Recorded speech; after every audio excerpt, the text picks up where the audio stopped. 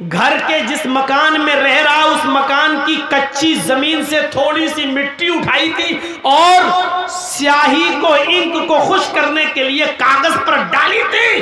ख्वाब देख रहा है, कयामत के दिन तुम्हें पता चल जाएगा दूसरे के मकान से थोड़ी सी मिट्टी लेने का अंजाम क्या होता है।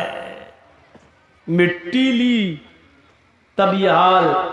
जो दूसरों की दौलतों पे कब्जे कर रहे हैं वो अपना अंजाम सोचें। जो दूसरों की जमीन और जायदाद को हड़प कर रहे हैं वो अपना अंजाम सोचें। जो दूसरों की जमीन और जायदाद पर कब्जे कर रहे हैं वो अपनी फिक्र करें। जो अमानतों में खयानत कर रहे हैं, यतीमों, गरीबों, बेवाओं, मिस्कीनों और फकीरों का हक मार रहे हैं, वो अपना अंजाम सोचें। हक मारने की कई किस्में हैं। आप साहिब हैसियत और ज़कात नहीं देते तो ये भी हक मारना हुआ है। आपके पास 1 लाख रुपया है और उस 1 लाख रुपए पर 1 साल गुजर चुकी है। अगरचे उस 1 लाख रुपए में 7.5 तोले सोना यानी 85 ग्राम सोना नहीं आ रहा है, लेकिन 52.5 तोले चांदी तो आ सकती है। यानी 1 लाख रुपए में 52.5 तोले चांदी आ सकती है और इतना पैसा तुम्हारे पास है और 1 साल गुजर चुकी है तो आप पर 1 लाख रुपए में 2,500 रुपए ज़कात बनती है जो आप गरीबों को देंगे। अगर आप नहीं देते हैं तो ये गरीबों का हक मार रहे हैं। जब छोटी सी थोड़ी सी मिट्टी लेने का अंजाम ये है तो आप गरीबों का, मिस्कीनों का हक मारकर ज़कात अदा नहीं कर रहे हैं। तो हम और आप अपने अंजाम के बारे में फिक्र लगाएं कि हमारा और आपका अंजाम क्या होगा अगर हम अपने माल की पूरी पूरी ज़कात नहीं देते हैं। तो ये हक मारना ही है। शराब की हुर्मत का ऐलान करते हैं अल्लाह के नबी सल्लल्लाहु अलैहि वसल्लम। लड़कियों को जो जिंदा दफन किया जाता था, आपने लड़कियों के मकाम और मर्तबे को बुलंद किया। किसी हदीस में नहीं आता जो अपने लड़कों को पालेगा, पोसेगा, पढ़ाएगा, लिखाएगा और उनका निकाह कर देगा, अल्लाह उसको जन्नत में मेरा पड़ोसी बनाकर रखेगा। ये कहीं नहीं कहा तो अल्लाह के नबी ने क्या कहा? जिन लड़कियों को जिंदा दफन कर दिया जाता था, 4-4 साल पाल पोस कर जिनको पकड़कर दफन कर दिया जाता था, नबी अकरम सल्लल्लाहु अलैहि वसल्लम उन लड़कियों को इज्जत देते हैं जिस बाप की 3 बेटियां होंगी और जिसने उनको पाला होगा, बड़ा किया होगा, उनको पढ़ाया होगा, उनको अच्छा अदब सिखलाया होगा। अल्लाह के नबी फरमाते हैं ये तीनों बच्चियां, फिर उसने जिनकी शादी कर दी होगी उन बच्चियों का निकाह कर दिया होगा, उनका घर बसा दिया होगा, उनको दीनदार लड़कों के निकाह में दे दिया होगा। कयामत के दिन ये बच्चियों का बाप इन 3 लड़कियों की शादी कराने वाला कयामत के दिन मेरा पड़ोसी बनकर रहेगा। फिर आपने फरमाया जिसकी 2 बेटियां हैं, 2 बेटियों को पढ़ाने और लिखाने वाला भी कयामत के दिन मेरा पड़ोसी बनकर रहेगा। फिर एक सहाबिया उठी, रोती हुई कहने लगी, अल्लाह के नबी मेरे पास तो 3 बेटियां नहीं है, 2 भी नहीं है, मेरे पास तो 1 ही है। अल्लाह के नबी फरमाते हैं 1 बेटी को ही पढ़ा लिखा, अच्छा अदब सिखला, उसकी शादी किसी दीनदार लड़के के साथ बालिग हो जाने के बाद कर दे, वो 1 बच्ची की परवरिश करने वाला भी कयामत के दिन मेरा पड़ोसी बनकर रहेगा। मेरे भाइयों, जन्नत की बशारत लड़कियों की परवरिश पर अल्लाह के नबी सल्लल्लाहु अलैहि वसल्लम दे रहे हैं। यहां हम अंदाजा लगाएं कि अल्लाह इस्लाम ने लड़कियों को क्या इज्जत दी है, क्या इज्जत। एक इज्जत और देख लो, शादी के मौके पर हम और आप जाते हैं बाराती बनकर, 300-400 आदमियों की बारात लेकर, लड़का भी जाता है, लेकिन निकाह सबसे पहले किसका होता है? लड़की का। लड़की की इजाजत के बिना, लड़की के सिग्नेचर के बिना लड़के का निकाह नहीं हो सकता है। जिन लोगों की शादियां हुई हैं उन सबको मालूम होगा, जिनकी शादियां हुई जाती ना, आपके यहां बारात जाती है कि नहीं जाती है? आजकल कहना पड़ रहा बारात, वरना हकीकत यह है कि इनको कहना चाहिए चोर और डाकू जो बारातों में जाते हैं। हकीकत है, ये लड़की वाले के यहां जाते हैं। अरे उस जमाने में कभी ये दौर चलता था तो उसकी वजह ये थी कि पहले जमाने में ना ट्रेनें होती थी ना गाड़ियां होती थी, तो पहले वो बैलगाड़ियों पर, खच्चरों पर ये लोग जाते थे एक गांव से दूसरे गांव, और शादी करा के जब लाते थे तो रास्ते में लूट लिए जाते थे सोना चांदी कपड़ा लत्ता। तो इसलिए बारात का सिलसिला चला। एक गांव से दूसरे गांव में जब आदमी जा रहा तो 100 150 200 आदमी लेके जा रहा, ताकि हमें कोई लोग लूटे नहीं और हम दूल्हा और दुल्हन को निकाह करा के खैरियत से घर पे ले आए।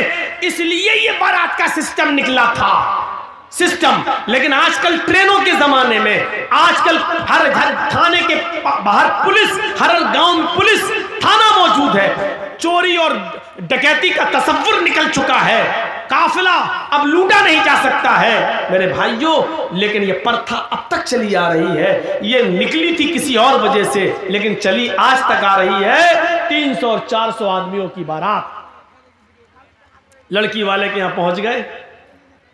अब लड़की का बाप बेचारा सोच रहा है कि अच्छी से अच्छी मिठाई खिलाओ, क्योंकि ये लोग मुंह फट लोग होते हैं। बारात में जितने आते हैं मुंह फट्टे होते हैं। मुंह फट का मतलब समझ रहे हो?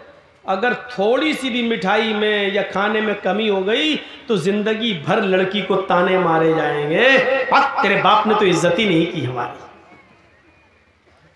इसलिए लड़की का बाप जानता, पहले इनके पेट की जहन्नम को भरो और अच्छा से अच्छा खिलाओ। जब तक इसके पेट की जहन्नम को सुकून नहीं मिलेगा तब तक मेरी बेटी सुकून के साथ घर में नहीं रह पाएगी। अब बारात पहुंच गई, निकाह का वक्त आया। पहले लड़के का निकाह नहीं होता है, पहले लड़की का होता है। और लड़की का हकीकत में निकाह नहीं होता है, बल्कि लड़की से इजाजत ली जाती है। शायद आपके यहां मालूम होगा, पीछे ले जाइए पैसा सर, वहां गिनिए। हम इनको बंद करा रहे हैं, शोर ना करें, आपकी आवाज भी कानों में आ रही है। चंदा इतना हो गया माशाअल्लाह कि 2 दिन तक गिनते रहेंगे। तो सुनिए, लड़की की इजाजत लेती। आप लोगों में जिसका निकाह हुआ होगा मालूम होगा, एक वकील होता है और 2 गवाह। वकील और गवाह ये दोनों जाते हैं लड़की के पास रजिस्टर लेकर। ये तय हो जाता है उसी वक्त, मेहर कितना होगा, ये कितना होगा, लड़के का नाम, लड़के के बाप का नाम, लड़के की उम्र, मोहल्ला, गांव सब लिख दिया जाता है और पूरा मेहर इतना इतना सब लिख के उसके बाद लड़की के पास जाया जाता है। एक वकील होता है और 2 गवाह। और लड़की के पास जब जाते हैं तो वो उस लड़की को घेरे रहती हैं बहुत सी सहेलियां उसकी और तमाम लड़कियां। वहां रजिस्टर रख दिया जाता है और उस वक्त वकील पूछता है। वकील की जिम्मेदारी है कि वो पूछे, सरपरस्त की जिम्मेदारी है कि वो पूछे। जैसे मान लीजिए किसी लड़की का नाम जैनब है या किसी लड़की का नाम अस्मा है, तो अब ऐसे पूछा जाएगा। वो वकील इतना जानने वाला होना चाहिए, हर आदमी को वकील मत बनाइए। अब उस लड़की से ये पूछे कि हाँ अस्मा या हाँ जैनब, फला फला की बेटी जैनब, फला फला के बेटे इस नाम का, मसलन मोहम्मद असलम किसी का नाम है और उसके बाप का नाम मोहम्मद अकरम है। हाँ मोहम्मद असलम साहब सनौफ मोहम्मद अकरम या अकरम साहब के बेटे मोहम्मद असलम के साथ आपका निकाह इतने इतने रुपए मेहर के एवज, या इतना सोना या इतनी चांदी या इतना कपड़ा मेहर के एवज आपको उनके निकाह में दिया जा रहा है। क्या आप उस लड़के को निकाह में कबूल करती हैं? क्या वो लड़का आपको कबूल है? वकील जोर से पूछेगा। इतनी जोर से कि उस लड़की के कान में यह आवाज जाए। अब दो तरीके हैं, एक चीज तो यह है कि लड़की बोल दे हाँ मुझे वो कबूल है, और अगर नहीं बोलती है, खामोश रहती है, तो वो भी काफी है। अल्लाह के नबी ने फरमाया इज़्नुहा सिमातुहा, उस लड़की की खामोशी ही उसकी इजाजत है, जबरदस्ती उससे नहीं कहलवाया जाएगा। कुछ जाहिल लोग पहुंच जाते, कबूल किया, अब वो खामोश है, बताओ बेटा कबूल किया, बेटा हमने सुना नहीं, बोलो कबूल किया। अब वो शर्म, बेचारी कुंवारी लड़की है, शर्म आ रही है। वो अलग बात है कि आज के माहौल में तो व्हाट्सएप पे खूब बात करती थी, उस दिन शर्मा रही है। यहां तो रात रात भर चैटिंग होती रहती थी, लेकिन उस दिन शर्मा रही है। एक दिखावा भी होता है, लेकिन हमें वो नहीं देखना, हमें हदीस देखना है। कुछ जाहिल लोग वहां बार बार पूछेंगे बोलो, और वहां उसकी सहेलियां बैठी रहती हैं, वो कोहनी मार मार के कहती बोल बोल, अरे बोल दे, हाँ कहते मैंने कबूल किया, बोल बोल, और फिर उससे जबरदस्ती बुलवा कर कहती है, बेचारी कहती है कि मैंने कबूल किया। जिहालत की सारी हदें तोड़ दी जाती है। यह सबसे बड़ी जिहालत है कि उसके मुंह से कहलवाया जा रहा है। जब अल्लाह के नबी ने कह दिया इज़्नुहा सिमातुहा, उसकी खामोशी उसकी इजाजत है। एक बार पूछिए आप, 3 बार भी पूछने की जरूरत नहीं है। सुना ना हो तो वो लड़की कहे जी क्या कहा आपने, तब आप दोबारा कहिए। जब वो लड़की सुन चुकी है आपकी बात, तो दोबारा आप क्यों कह रहे हैं? 3 बार आप क्यों कह रहे हैं? ना 2 बार कहना सुन्नत है, ना 3 बार कहना सुन्नत है। जोर से बोलना जरूरी है। आप पहली बार इतनी जोर से बोलिए कि लड़की सुन ले। हाँ, ज़ैनब फला की बेटी, आपका निकाह मोहम्मद असलम अकरम साहब के बेटे के साथ 5000 रुपए मबलग महर अलावा नान नफका आपको उनके निकाह में दिया जा रहा है। क्या आप उस लड़के को कबूल करती हैं? इतनी जोर से आप बोल दीजिए पहली बार। शर्म से उसका सर नीचे झुक जाएगा। उसकी खामोशी उसकी इजाजत है। अगर वो खामोश है तो समझ लो कि उसने इजाजत दे दी। रजिस्टर आगे बढ़ा दीजिए, उससे साइन करा लीजिए और लेके चले आइए और कहिए कि लड़की ने साइन कर दिए हैं, लड़की ने इजाजत दे दी है। उसके मुंह से कबूल है का लफ्ज जबरदस्ती मत कहलवाई। ये उस औरत के लिए है जो शादीशुदा हो और जिसकी तलाक हो चुकी हो। उसको आप दोबारा निकाह उसका हो रहा, उसको बोलना पड़ेगा, क्योंकि अब उसके अंदर से शर्म निकल चुकी है। अब वो दूसरी शादी कर रही है, इसलिए उसको बोलना पड़ेगा। या जिसका शौहर इंतकाल कर गया, इद्दत गुजार के वो दूसरी शादी कर रही है, तो उस वक्त उसको बोलना पड़ेगा हाँ मुझे फला आदमी कबूल है। लेकिन कुंवारी लड़की जिसकी शादी नहीं हुई है, उसकी खामोशी ही उसकी इजाजत है। और बस रजिस्टर लेके आइए और फिर लड़के का निकाह आप पढ़ाइए। लड़के का निकाह होगा, लड़की की इजाजत ली जाएगी। और याद रखना, दुनिया का कितना ही अमीर बाप हो, कितना ही बड़ा मौलवी हो, कितना ही बड़ा सरपंच और चौधरी हो, अगर उसने अपनी बेटी की मर्जी के खिलाफ उसकी शादी किसी दूसरी जगह कर दी, तो इस शादी का कोई एतबार नहीं है शरीयत के अंदर। मसलन हम जहां करना चाह रहे हैं शादी, मेरी बेटी वहां तैयार नहीं है। मेरी बेटी जहां शादी करना चाह रही है, वहां हम नहीं चाहते कि वो शादी करे। हमने अपनी पसंद का लड़का लाकर उसका निकाह करा दिया और बेटी मजबूर होकर उसके साथ निकाह करती है। लेकिन वो काजी से ये कहती है, काजी साहब निकाह पढ़ाने वाले से कहती है, मौलाना साहब ये निकाह मेरी मर्जी के खिलाफ मेरे बाप ने जो लड़का लाकर रख दिया है, ये दिल से मुझे पसंद नहीं है। काजी साहब निकाह नहीं पढ़ाएंगे, और अगर पढ़ा देते हैं तो उसके निकाह की कोई हैसियत नहीं है। एक औरत, एक सहाबिया अल्लाह के नबी के पास आई और कहती, अल्लाह के रसूल मेरे बाप ने मेरा निकाह ऐसी जगह कर दिया है जो लड़का मुझे पसंद नहीं है। अल्लाह के रसूल ने निकाह हो जाने के बाद भी उस लड़की से कहा, अगर वो तुम्हें पसंद नहीं और इसके बावजूद तुम्हारे बाप ने तुम्हारी शादी कर दी है, तो तुझे इख्तियार है, तू चाहे तो उस लड़के के साथ रहे, या तू चाहे तो मैं निकाह तेरा फिस्क कर देता हूं। लड़के के तलाक देने की जरूरत नहीं है, निकाह फिस्क कर देता हूं।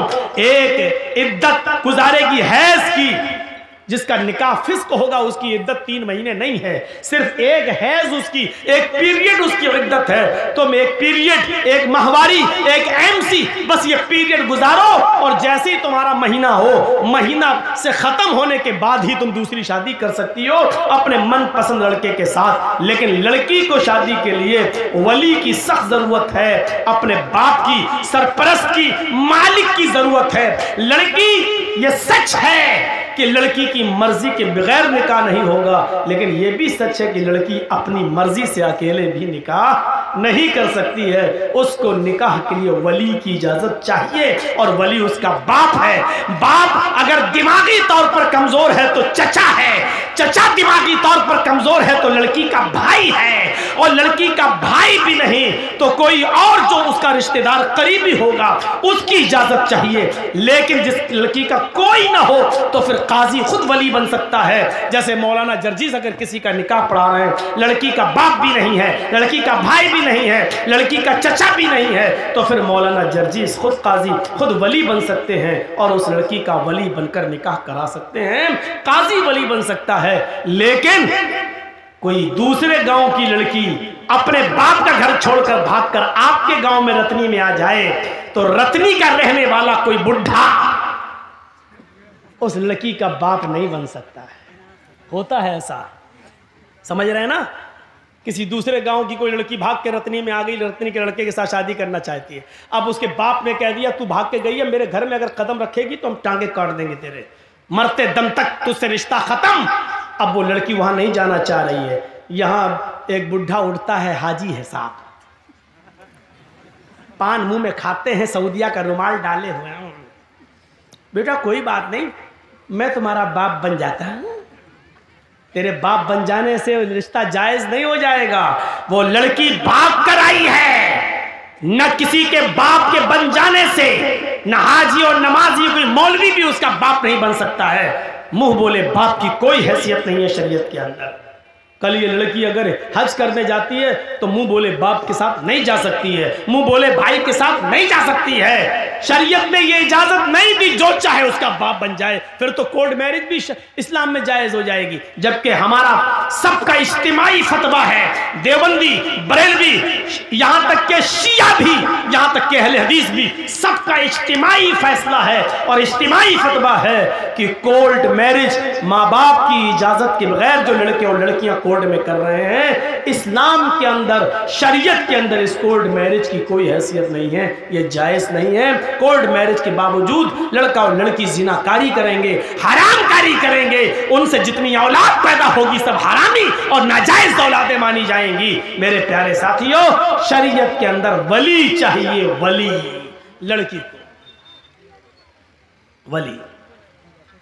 तो इतनी इज्जत दी है इस्लाम ने औरत को कि औरत अपनी मर्जी से पहले लड़की का निकाह होगा, इजाजत ली जाएगी, उसके बाद लड़के का निकाह होगा। अगर शादी के दिन ही लड़की मना कर दे कि हम नहीं करेंगे, लौटाओ इन चोरों को, भगाओ भगाओ इन डाकुओं को, ये लूटने आए हैं, नहीं करेंगे।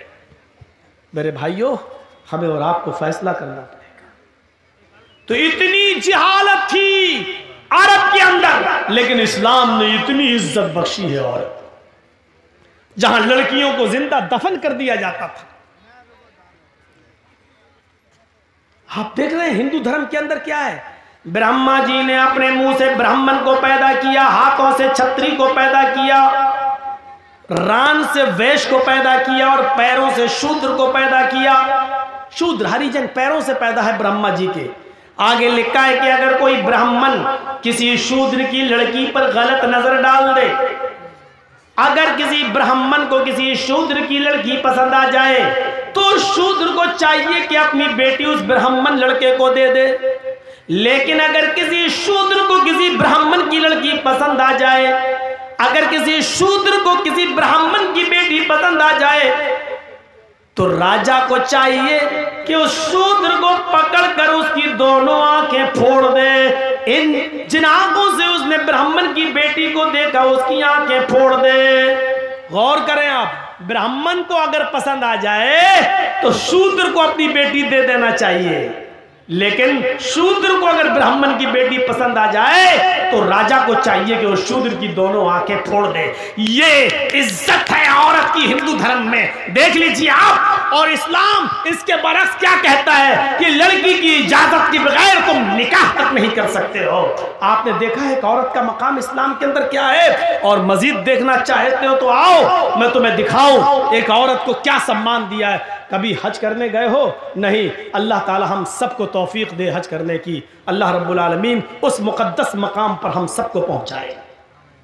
जब आप जाएंगे या जो लोग गए हैं उनसे पूछिए, आप पहले उम्रा करेंगे, और उम्रा जब आप करेंगे तो जाते ही आप एहराम की हालत में पहले खाने काबा का तवाफ करेंगे, 7 चक्कर लगाएंगे। खाने काबा का तवाफ पूरा करने के बाद आप मकाम इब्राहिम के पास नमाज पढ़ेंगे। अगर वहां जगह न मिल सके भीड़ में तो पूरे खाने काबा में जहां आपको जगह मिले वहां 2 रकात आप नमाज पढ़िए। फिर आपको जो दुआ मांगना है मांगिए। उसके बाद आपको सफा और मरवा की सई करना पड़ेगी, सफा और मरवा का चक्कर लगाना पड़ेगा। आपको पहला चक्कर सफा से शुरू करना है, मरवा तक जाना है, मरवा से फिर लौट के आना है, सफा तक जाना है। आपको आने और जाने को मिलाकर 7 चक्कर लगाना है। जब सफा से मरवा की तरफ आप जाएंगे तो पहले आप नॉर्मल चाल चलेंगे, नॉर्मल, फिर हरी बत्ती लगी हुई है ग्रीन सिग्नल। जब आप ग्रीन सिग्नल पे पहुंचेंगे तो वहां थोड़ा सा सीना तान कर, थोड़ा सा सीना तान कर अकड़ कर ऐसे ऐसे आप दौड़ेंगे। बहुत तेज नहीं जैसे रन ले रहे हो क्रिकेट का, ऐसे नहीं, हल्का हल्का दौड़ेंगे और सीना थोड़ा सा ऐसे ऐसे ऐसे करते हुए आप हल्के हल्के दौड़, ऐसा लगे कि हाँ दौड़ रहे हैं, लेकिन स्पीड बहुत तेज नहीं, हल्की हल्की चाल से दौड़ते हुए आप जाएंगे। क्यों?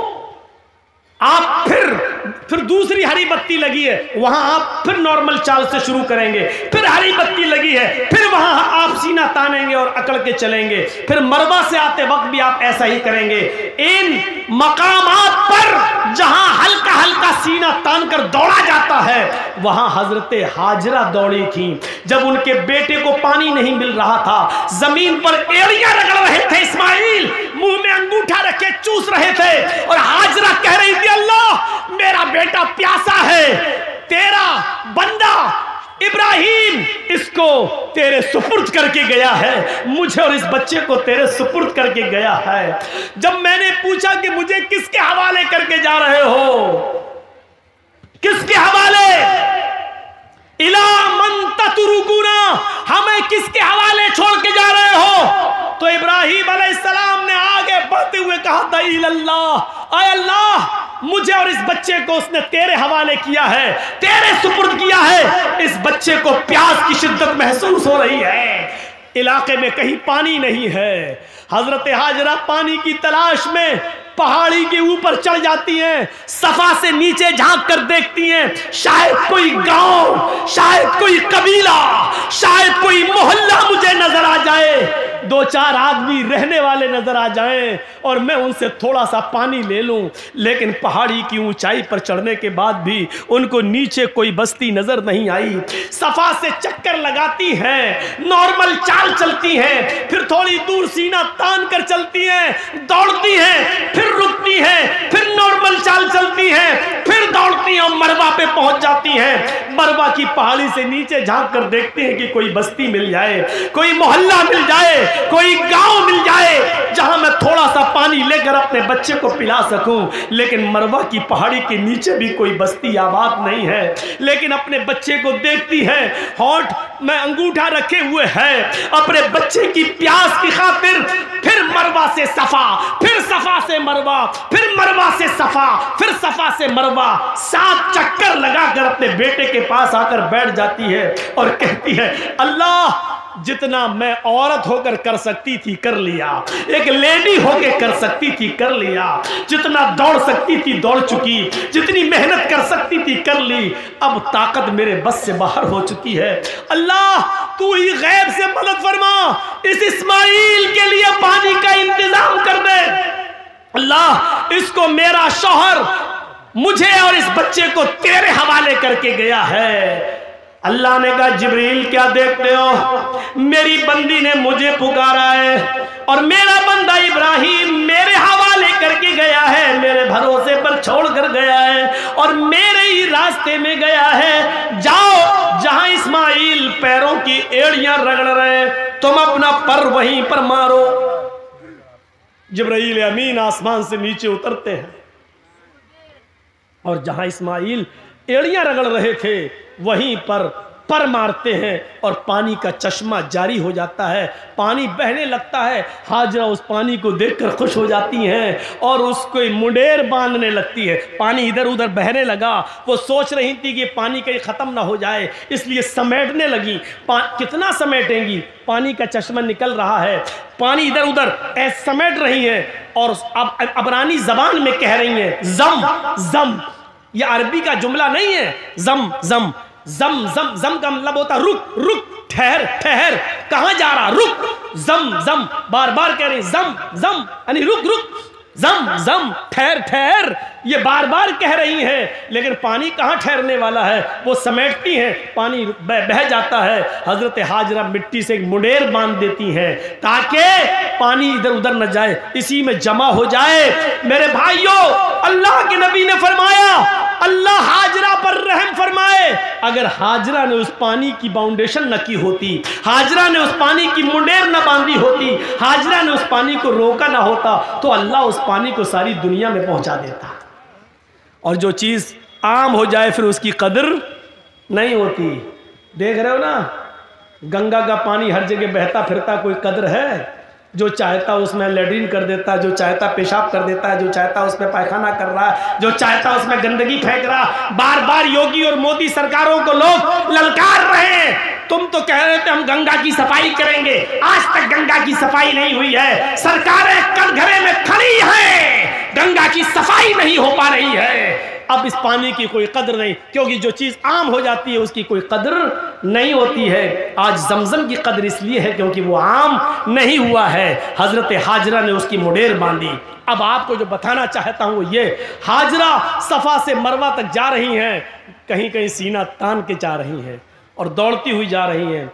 हर हाजी को जहां पे हाजरा दौड़ी थी, आज हाजरा की सुन्नत को जिंदा करना पड़ता है। वहाँ हर हाजी को थोड़ा सा या उम्रा करने वाले को सीना तान कर दौड़ना पड़ता है। अल्लाह के रसूल ने औरतों को मना कर दिया है, फरमाया है कि हमारी उम्मत की औरतें सीना तान कर नहीं दौड़ेंगी, वो अपनी नॉर्मल चाल में चलेंगी। लेकिन अल्लाह के रसूल ने हाजियों को, मर्दों को यह हुक्म दिया है कि उनको हाजरा की इस अदा को जिंदा करना होगा। जहां हाजरा नॉर्मल दौड़ी थी तुम्हें नॉर्मल दौड़ना है, और जहां हाजरा तेज दौड़ी थी वहां तुम्हें थोड़ा तेज दौड़ना है। जहां हाजरा ने थोड़ा सीना निकाल कर दौड़ी थी वहां तुम्हें थोड़ा सा सीना निकाल के दौड़ना है। मेरे भाइयों, हाजी और मुअतमिर, उम्रा करने वाला हाजरा की इस अदा को जिंदा करता है, और इसको अल्लाह रब्बुल आलमीन ने हज और उम्रा जैसी इबादत का एक हिस्सा बना दिया है। जहां हाजरा के पैर दौड़ रहे हैं वही हाजी का पैर, और इसको इबादत। गौर करो, लिखो मीडिया वालों, लिखो अगर तुम्हारे कलम में ताकत है, सीआईडी वालों और वो लोग जो ये कहते हैं कि इस्लाम ने औरतों को पर्दे की चार दीवारी में बांध दिया है, औरतों पर जुल्म किया है, औरतों को घर से बाहर निकलने की इजाजत नहीं है। औरत को इस्लाम ने यह इज्जत दी है कि जहां हाजरा तेज दौड़ी वहां तुम्हें भी दौड़ना है, जहां हाजरा सीना निकाल के दौड़ी वहां तुम्हें भी निकालना है। और जब तक कोई हाजरा की सुन्नत को जिंदा नहीं करेगा, अल्लाह उसके हज और उम्रे को कबूल नहीं करेगा। हाजरा के नक्शे पा को, हाजरा के नक्शे कदम को अल्लाह ने अपनी इबादत का एक हिस्सा बना दिया है। एक औरत के नक्शे कदम को अल्लाह ने अपनी इबादत बना दिया हो, इससे बड़ा एक औरत का मकाम क्या हो सकता है? इससे बड़ी एक औरत की इज्जत क्या हो सकती है? इससे बड़ा एक औरत का सम्मान क्या हो सकता है? कोई किसी मजहब ने औरत के पैर, औरत के हाथ, औरत के कदम को अपनी इबादत का हिस्सा नहीं बनाया है। आज भी देख लीजिए, हिंदू धर्म के अंदर बीवी की लंबी उम्र के लिए कोई रोजा और इबादत नहीं है, लेकिन आदमी की लंबी उम्र के लिए औरतों को करवा चौथ का रोजा रखना पड़ता है। यहां उल्टी गंगा बहती है।